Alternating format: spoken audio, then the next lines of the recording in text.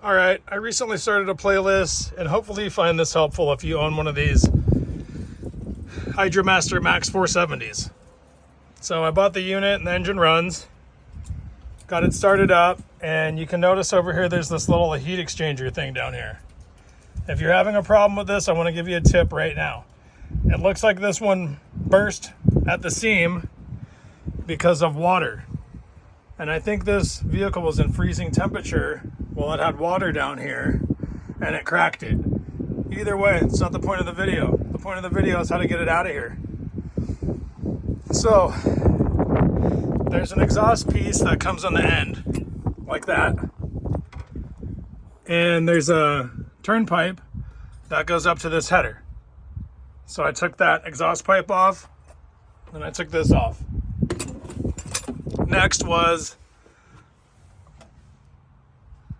this right here and this clamp, which held a hose right here.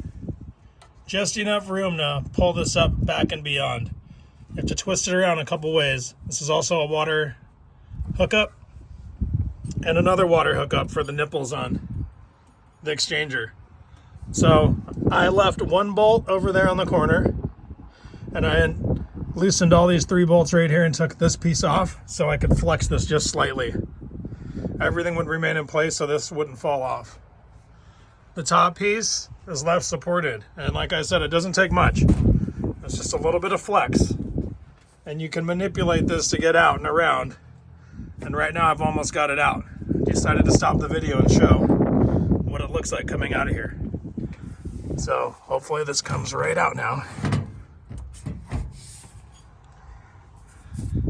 Sorry, one hand, and do the best I can. There it goes.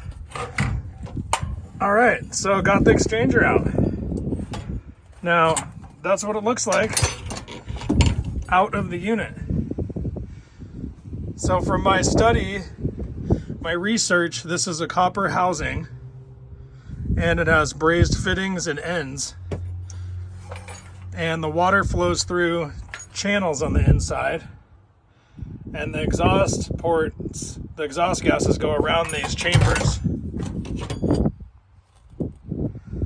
So basically, I tried to do a repair inside of the vehicle and it didn't work out.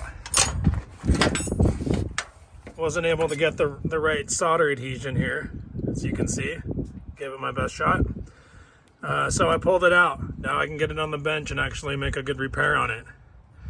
So I'm going to repair this and throw that thing back in the reverse sequence. If you're looking at doing a heat exchanging unit, that's about what it takes. Aside from this clamp that was also right here, you can get that out. It took me about an hour.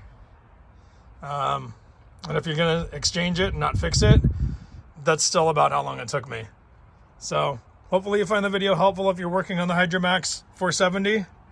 And those are some of the tools required: 1/2 inch, 9/16, open end, ratchet, I think a 7/16, possibly a 3/8.